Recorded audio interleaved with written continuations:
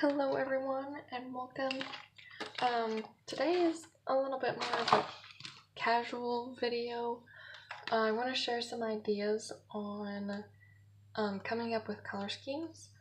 I did create a video a little while ago about how to choose colors using a color wheel.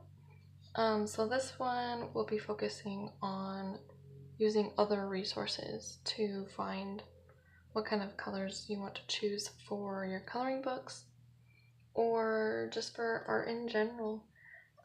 So the first option is to have something tactile to look at. You can check out a book from a library or look at magazines.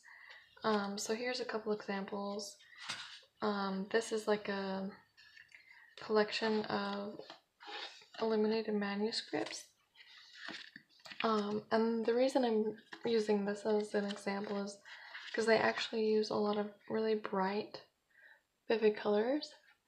So it's a really good way to come up with color ideas for when you're stuck. Because there's a lot more bright colors. And there was a really pretty one in here that I wanted to show, but I can't remember where it is. But yeah, and something like this where I feel like Tomislav Tomic's books kind of have this, older kind of illuminated manuscript book illustration kind of feel. This would be a really good way to find color references. I can't remember the term that I was looking for, but another is to take a blast to the past. Oops. And just flip through like an art history book or look up famous artists. And this one is actually not my favorite art history book, so I will pull up some other options, but why not reference to something that people have already figured it out? So like this is good for blues. I'm trying to find more modern art because there's a lot more brightness. A really good artist to check for colors would probably be Picasso. Yeah. So there's one way, but yeah, this is not my favorite art history book, but it's the only one that I have, so that's why I'm showing that. Monet is my favorite artist, so I have this book, and like even this cover, I would love to pull some of these colors from it and put it into a coloring book. But some of these color schemes that he uses, like his studies of different times of day, would be a really good color reference for if you're wanting to do like a dusk scene or nighttime scene or a winter scene, to kind of get the feel for colors to choose. I'm trying to find, oh yeah, here's some of his older stuff, or newer stuff, I mean, when he was older. But yeah, there's another thing is to look at your favorite artists, and also you can look through like magazines and stuff, and I couldn't find any on me right now, but you can like create a vision like color board, so you can like take snippets of magazines and stuff, just flip through them to get color ideas, to kind of see what you're drawn to. So like golds and greens and blues. I'm drawn to a lot of like the blues and then the more pink reds. So you'll see like a lot of that in this book, more like reds and pinks. a lot of blues. So you'll see in a lot of my colorings, I'll use, I'll like turn to some of those same colors. So that's an idea, is to create a place where you can collect ideas for color. And then online, I found some resources. So this is colorhunt.com or something. But there's a lot of different color palette websites you can visit. But here are just some ideas, and these are more of a limited palette, so like 4 colors. I really like that, with like the blues and then the pop of pink. So there's an idea. And then ColorMind, this is another website that I just stumbled upon. You can just automatically generate a color scheme, and it'll generate it for you. If you don't like it, like I don't like this one very much, so I can just generate until I find one that I like. So this is really great, because it's still like limited a little bit with only 5 colors, but you can still do like tints and tones and brighter colors of those colors. But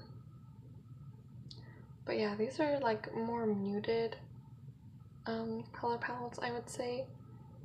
Another really awesome resource to find ideas for color schemes is to search Pinterest, and I just typed in color palette, and immediately I can see some really beautiful ones. This one, I want to use this one. That one is just so sorry, I should have got it ready. Isn't that so pretty? Sorry, it's loading. Ooh, that's really pretty too, with these pastels. So this is a really great place to find color palettes, because not only is there a huge variety, so you can have you know, a brighter palette or a more muted palette, but there's also palettes with limited colors and also lots of colors. Like, look at all those colors in there, and you can use it for any kind of page that you want. You don't have to like use the picture reference that they have. But yeah, that's another really awesome resource, and I want to start using this more because there are some really pretty colors in here. And then the last is on Instagram. So this is my Instagram. But you can search hashtags or search users, and then you can save a post. So when you're kind of stumped, you can go to your saved posts that you've found, color schemes that people have already done that you like, and I probably wouldn't use it for this particular page just because that's what that person made it their own for that one. So I would use this color scheme for a different coloring page. If I were to follow the same exact color palette on the same exact page, I would reference that user. But yeah, this is another good way to just kind of think of, oh yeah, I could use, you know, like I could do green flowers if I wanted. I don't have to stick to pink flowers. So that is another idea. And then lastly, I'm gonna search off camera real fast just because I don't want anything super inappropriate to come up. Just to search for some artists, you know, like well, Andy Warhol is probably not the most, so he has some really good, there we go, that's better. like very bright color schemes that you could draw inspiration from. But if there's any modern artists too that you really like, or an artist on Instagram or something that you really like the colors that they use, you can draw onto them for inspiration as well. And I hope this video was helpful.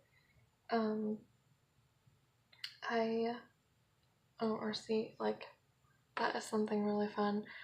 And I believe that all colors go together, and there's no like super right or super wrong way to use color because it's to each person's interpretation.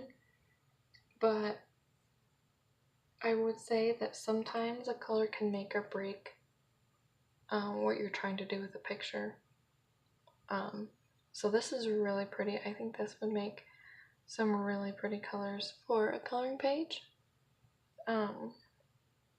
So yeah, use the internet and use other resources to find color, and just keep practicing, because although some people are blessed with a natural ability to choose colors that are beautiful together, sometimes we second guess ourselves a lot, or we need to practice. And the more you practice, the more you're able to figure out what kind of colors you're drawn to and what kind of colors you like best together. For example, I'll show you. So there's a lot of really talented people who love using like more muted tones in their pictures, but I like to use a lot of bright colors. So I really like my coloring pages to be vibrant, and so it's a lot harder for me to use a more muted color palette. So that's one thing that, when I want to do something more muted, I would choose 4 to 5 colors, either from my color pencils that I have, or to find, a muted color palette like this on Pinterest, find similar pencils to that, and then use only those colors. So just do what makes you happy, I guess. Ooh, see, I like that. That's really pretty. Okay, so I think at this point I'm just rambling, so I will finish here. And I just want to wish everyone luck with coloring, and I hope you all have a fantastic rest of your day, and let me know if you found this video helpful. Thanks for watching. Happy coloring!